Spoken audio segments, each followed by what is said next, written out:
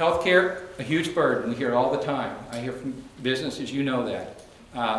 We have, we really got one player in the healthcare market right now in Maine, in the individual market, and that's Anthem.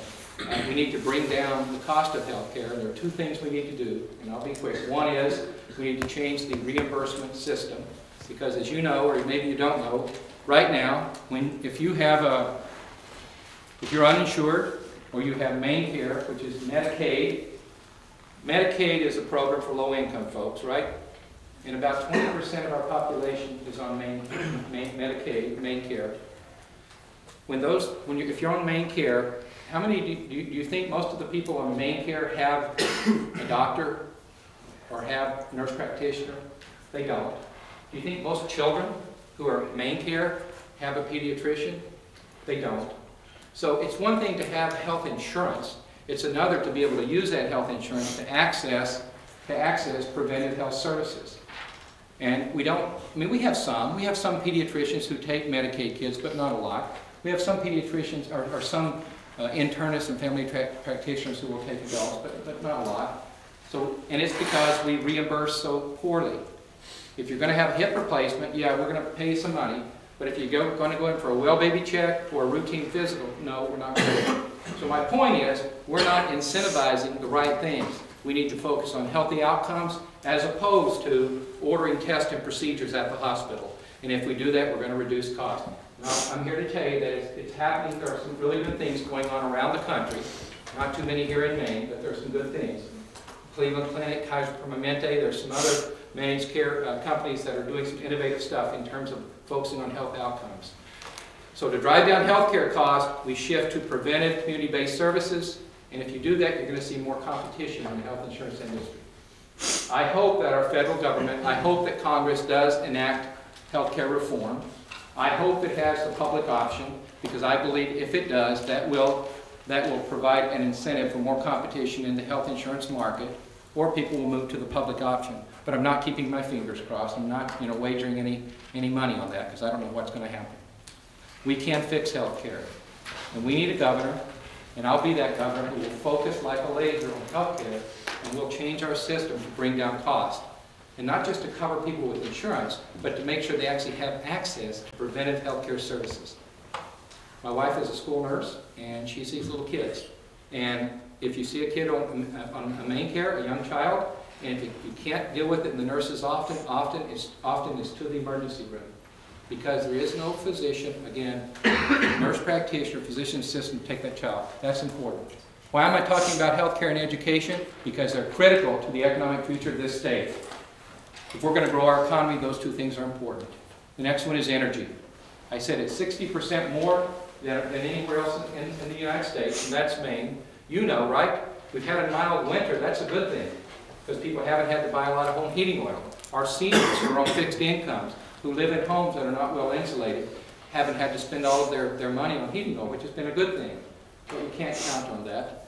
I was with Derek and Steve. We were at our table. We were talking about Maine, and I think you brought up, Derek, we have the oldest housing stock in the nation, I believe you said. And I know, Steve, we were talking about that too. We do. We have the oldest housing stock in the nation. And over 80% of our homes and businesses are heated by heating oil, which, as you know, we import.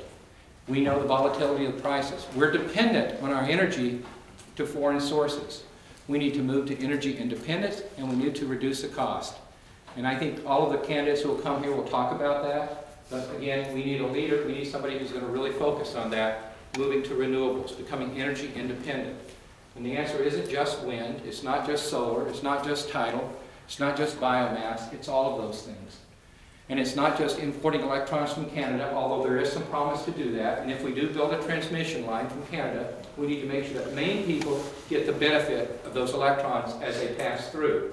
If we build these 300-foot towers, I know we will, the turbines out in the Gulf of Maine, 10 miles out, generating electricity, we need to make sure that Maine people get the benefit of that before it goes anywhere else. Put Maine people first, and that's what I'll do as governor. That's critically important. We've got to have a long-term energy policy, and we need to stay with it. We need to stay with it. These are important areas. Now listen, I'm running for governor and I want to create more jobs. We all do, and we'll all talk about that. But the public sector, government doesn't create private sector jobs. It creates an environment and it nurtures the creation. And we need to do more to do that. We need to do that. It's healthcare, it's education, it's energy, it's a predictable regulatory environment. It's making sure our roads and our bridges are passable and in good shape.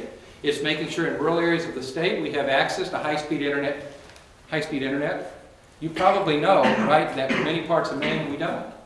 We don't. You try starting a business today. You try starting a business and marketing your services anywhere around the world without high-speed internet access. It's hard, if not impossible. We have to make sure that we have a state-of-the-art telecommunications system here in the state of Maine, and also that our roads and our bridges are in great condition. I go into a lot of schools, and I don't see it here, but I'll go into elementary schools and middle schools, and almost every one, I'll see a map on the wall behind the teacher's area here, and it's a map of the continental United States. And there you have Maine up there in that upper right-hand corner of the map, and that's how children see Maine often. They see Maine as being up in the corner of the map. They see it being sort of this geographic outpost. And I say, when I'm governor, we're going to take those maps down and put maps of the world up with Maine right in the center of the map. So that when young people see Maine, you say, we're living in the center of the world. We're living in the center of our future. That's important. That's important. Remember, I said 2 words that are important to our economic future. Innovation. Innovation. Everywhere we have to innovate. That's the only way we're going to be future. We're not going to have a great economic future. We're not going to compete based on low-priced, high-volume goods. It's not going to work. We can't compete with the rest of the world. It's going to be building a product or a service that is better, that is faster, that is smarter. It's innovation. The other word I used was interconnectivity, and that's that map. Maine connected to the world.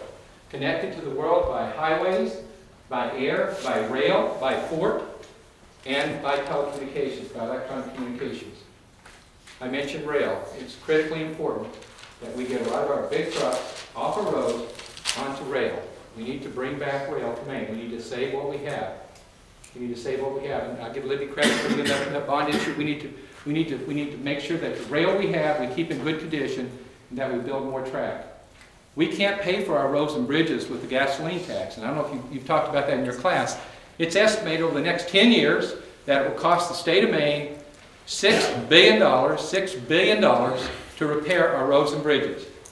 We only have funding for half of that right now. We don't have a plan. What do you think causes wear and tear on our roads and bridges? It's the heavy trucks. And I'm not suggesting that we need to get them all up, but I'm saying that's why. It's not your lightweight, small cars.